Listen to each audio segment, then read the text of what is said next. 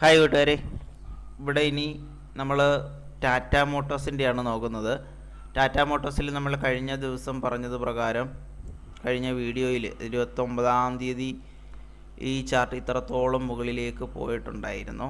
അങ്ങനെയാണെങ്കിൽ അതിൻ്റെ നേരെ പകുതിയിലേക്ക് തിരിച്ചു വരുമെന്ന് നമ്മൾ പറഞ്ഞിരുന്നു. പകുതി എന്ന് പറയുമ്പോൾ ഏകദേശം ഇത്രയെങ്കിലുമൊക്കെ വന്നേക്കാമെന്ന് നമ്മൾ പറഞ്ഞിരുന്നു. അതിന് മുമ്പായിട്ട് വേറെ ഏരിയ ഒന്നും കണ്ടില്ല അല്ലേ? ഈ ഏരിയ ഒക്കെ വേണമെങ്കിൽ ഒന്ന് ടച്ച് ചെയ്തേക്കാം.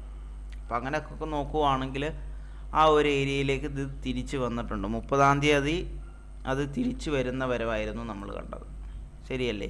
എന്നിട്ട് ആ ഏരിയ വന്നപ്പോഴത്തേക്ക് അത് എന്ത് ചെയ്തു, ഒരു കൺസോളിഡേഷൻ രീതിയിലേക്ക് മാറുന്നതായിട്ടാണ് നമ്മൾ കണ്ടത് അല്ലേ?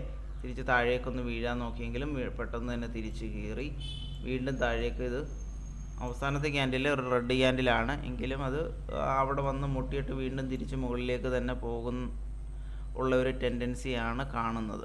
കാരണം ഇത്രയും മുകളിലേക്ക് പോയ സ്ഥിതിക്ക് ആ ഒരു മുകളിലേക്ക്, ഇവിടെയും മുകളിലേക്ക് പോകാനുള്ള മീൻസ് താഴേക്ക് വീണിട്ടും അത് പെട്ടെന്ന് തന്നെ പിടിച്ച് മുകളിലേക്ക് കയറിയായിരുന്നു. അപ്പോൾ അതിൻ്റെ ഒരു അർത്ഥം മുകളിലേക്കുള്ളൊരു ട്രെൻഡ് ഫോളോ ചെയ്യാനുള്ള ഒരു ടെൻഡൻസി കാണുന്നുണ്ട്. പക്ഷേ കുറച്ച് ദിവസങ്ങളായി തന്നെ എന്ത് ചെയ്തു, ചാർട്ട് താഴേക്ക് വരുന്ന രീതിയിലുള്ള ഒരു ചാർട്ടായിട്ടാണ് അത് കണ്ടത്. പിന്നെ അവസാനം 29-ാം തീയതി അവസാനമാണ് മുകളിലേക്കുള്ളൊരു നല്ല ട്രെൻഡ് വന്നിട്ട് വീണ്ടും അത് കൺസോളിഡേഷനിലേക്ക് കയറുന്നു. ഇനിയും ഈ മുകളിലേക്കുള്ള ട്രെൻഡ് ഫോളോ ചെയ്യാം എന്നാണ് ഞാൻ കരുതുന്നത്. ഓക്കെ, അത് എത്രത്തോളം സംഭവിക്കും എന്നുള്ളത് നമുക്കൊന്ന് നോക്കാം. മുകളിലേക്ക് കയറി പിന്നൊരു കൺസോളിഡേഷൻ ആയതുകൊണ്ട് വീണ്ടും താഴേക്ക് വന്നേക്കാം എന്നുള്ള ഒരു രീതിയുണ്ടല്ലോ. മുകളിലേക്കുള്ള ട്രെൻഡിന് സാധൂകരിക്കുന്ന രീതിയിൽ മുകളിലേക്ക് തന്നെയാണ് ശരിക്കും ഇനി പോകേണ്ടത് വരും ദിവസങ്ങളിൽ. പക്ഷേ കൺസോളിഡേഷൻ നടക്കുന്നത് കൊണ്ട് നമുക്ക് ആ ഒരു ബ്രേക്കൗട്ട് മീൻസ് ഇടിവ് നടന്നേക്കാം എന്നുള്ള കാര്യങ്ങളും ഉണ്ട്. എന്തായാലും ഇവിടെ ഞാൻ പ്രതീക്ഷിക്കുന്നത് മുകളിലേക്ക് ചെറുതായിട്ടെങ്കിലും ഈ ഒരു ഏരിയയ്ക്കെങ്കിലും തിരിച്ചിത് കയറി വരാനുള്ള ഒരു ചാൻസ് ആണ് തോന്നുന്നത്. അതിൽ അവസാനത്തെ ക്യാൻഡിൽ പെട്ടെന്ന് ഈ കൺസോളിഡേഷനിലേക്ക് തിരിച്ച് കയറുകയും അവസാനത്തെ ക്യാൻഡിൽ റെഡ് ആയതുകൊണ്ട് ഒത്തിരി മുകളിലേക്ക് പോകാനുള്ള ചാൻസും കളയുന്നില്ല.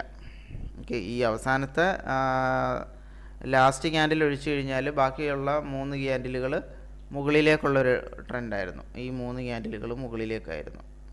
ഓക്കെ, അത് നല്ലൊരു രീതിയിലാണ് കയറിയത്. പക്ഷേ അവസാനത്തെ ക്യാൻഡിൽ റെഡ് ആയതുകൊണ്ട് ഇനി ഒത്തിരി കയറണമെന്നില്ല. പിന്നുള്ള പ്രതീക്ഷ ഇവിടം വരെയും വന്ന് മുട്ടിയിട്ട് വേണമെങ്കിൽ താഴേക്ക് വരാം, ആ ഒരു രീതിയിലേ പ്രതീക്ഷിക്കുന്നുള്ളൂ. ഓക്കെ, അതങ്ങനെയാണ് മനസ്സിലാക്കുന്നത്.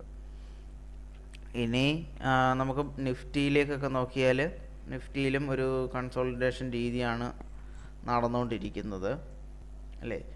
അപ്പോൾ അതും ഇനി ബ്രേക്ക് ചെയ്യപ്പെടേണ്ടതുണ്ട്. ഒന്നെങ്കിൽ മുകളിലേക്കോ അല്ലെങ്കിൽ താഴേക്കോ അത് ബ്രേക്ക് ചെയ്യപ്പെടണമെങ്കിലേ നമുക്കത് ആ എഫക്റ്റ് ബാക്കിയുള്ള യെസ് ബാങ്കിലും ടാറ്റ മോട്ടോഴ്സിലും ഒക്കെ എത്രത്തോളം ഉണ്ടാകും എന്ന് അറിയാൻ പറ്റത്തുള്ളൂ. ബാങ്ക് നിഫ്റ്റിയിലേക്ക് നോക്കുവാണെങ്കിൽ അവിടെയും ഒരു കൺസോളിഡേഷൻ എന്ന് വേണമെങ്കിൽ പറയാം അല്ലേ? ഇങ്ങനെ ഒന്ന് വരച്ച് നോക്കിയാൽ അതും ഈ പറയുന്ന പോലെ താഴേക്കുള്ളൊരു ട്രെൻഡാണ് കാണിക്കുന്നത്. അപ്പോൾ അങ്ങനെയാണെങ്കിൽ നിഫ്റ്റിയും നാളെ താഴേക്ക് പോയേക്കാം. മീൻസ് തൊട്ടടുത്ത ദിവസം, ഇനി 2-ാം തീയതി ആണ് അതിൻ്റെ, സെപ്റ്റംബർ 2. ഓക്കെ, 2-ാം തീയതിയാണ് അതിൻ്റെ ഒരു ഇത് വരുന്നത്. അപ്പോൾ അങ്ങനെ നോക്കുവാണെങ്കിൽ അങ്ങനെയും സംഭവിക്കാം.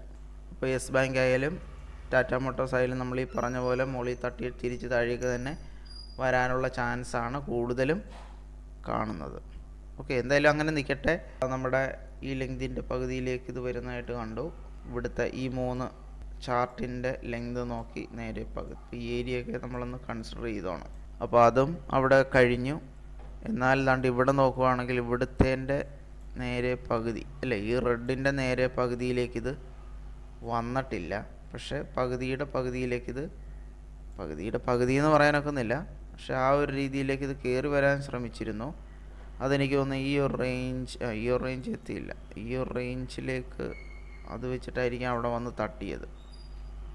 എന്തായാലും അതങ്ങോട്ട് കയറിയിട്ടില്ല. അതുകൊണ്ട് തന്നെ മീൻസ് അങ്ങനെ കയറാഞ്ഞത് കൊണ്ട് ഇത് ചിലപ്പോൾ ഒന്ന് തൊട്ടടുത്ത ദിവസം ഈ ഒരു ഏരിയ കവർ ചെയ്യാനായിട്ട് മുകളിലേക്ക് കയറുമെന്നാണ് തോന്നുന്നത്. അങ്ങനെ കയറുവാണെങ്കിൽ പിന്നെ ഇത് ഇവിടം വരെ പോയിട്ട് തിരിച്ച് ഈ താഴേക്ക് വരുന്ന ഒരു രീതിയാണ് ഞാൻ പ്രതീക്ഷിക്കുന്നത്. അത് നടക്കുമോ ഇല്ലയോ എന്നുള്ളത് 30-ാം തീയതി നമുക്ക് കണ്ടറിയാം.